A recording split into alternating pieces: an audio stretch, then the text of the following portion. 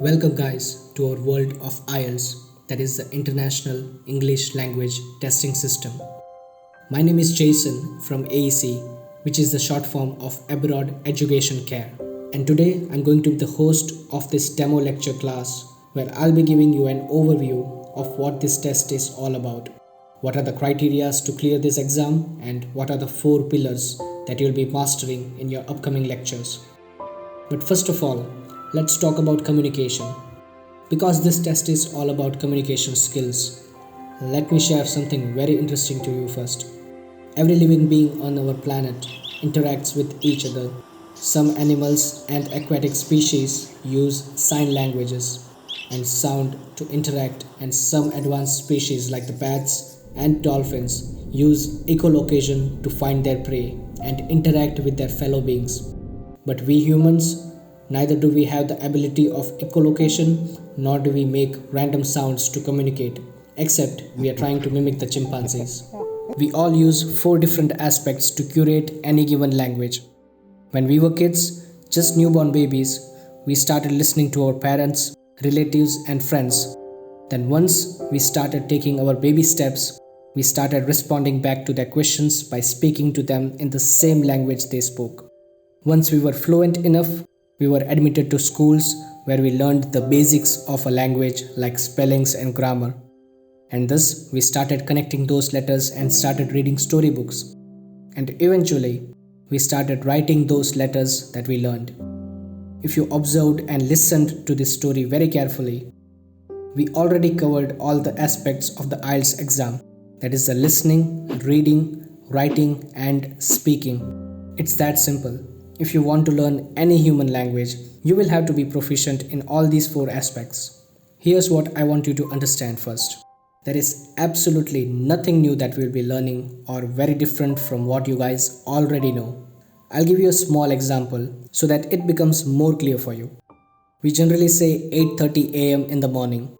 The same thing in Gujarati is said as Savarna sada 8 vagya, or in Hindi, Subah ke साढ़े 8 baje. So you are just translating whatever you already know to a format of international language. Here we'll be only talking about the English language and how the IELTS exam works.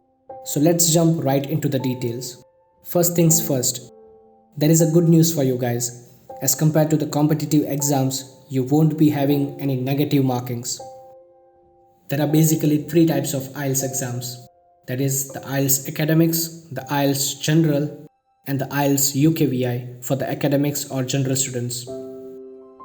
IELTS General Training Exam is for the people who want to migrate to abroad for work purposes, or for PR, that is the permanent residency.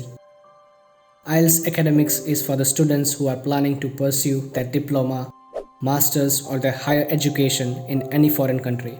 And IELTS UKVI is for the ones who wish to travel to the United Kingdom for study purposes or for work purposes.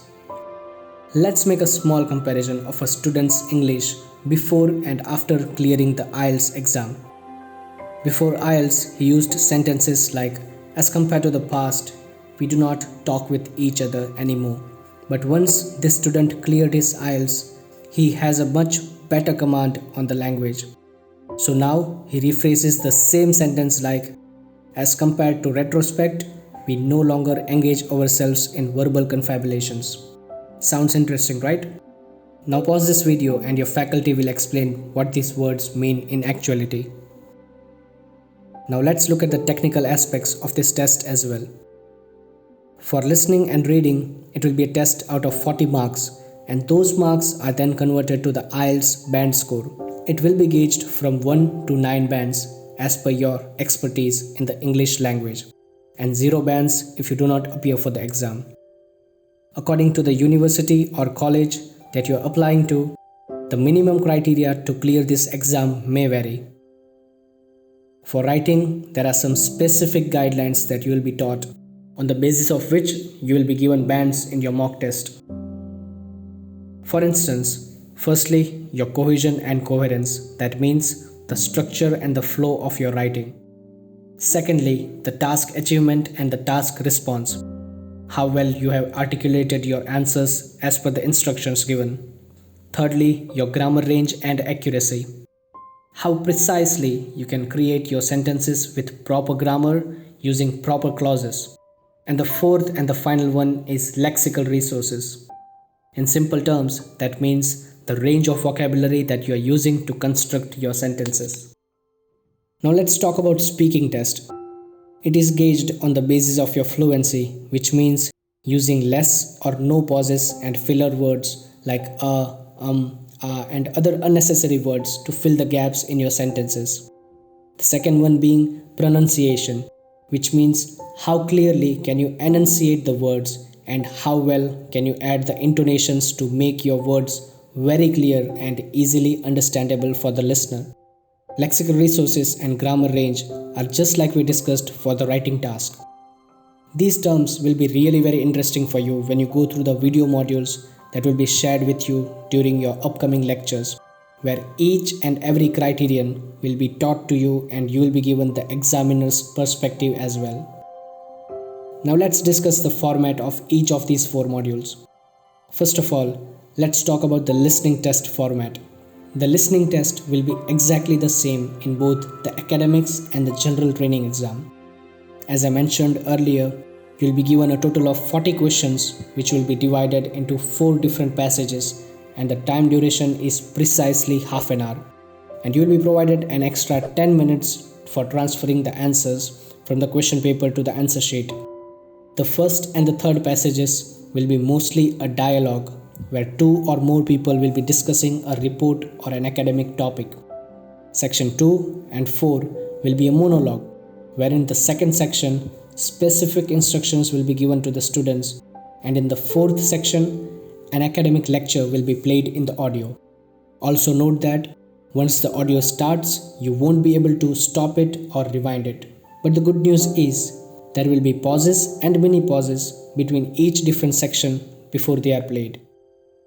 In the reading section for the academic students, there will be 3 passages consisting of 800 to 1000 words related to just academic topics such as education, technology, science, travel, and many more.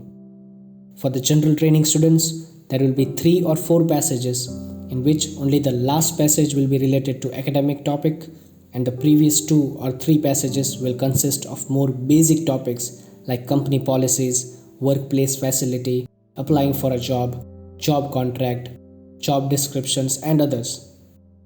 Again, 40 questions are divided into these passages, and the time duration for this test is 1 hour to be precise.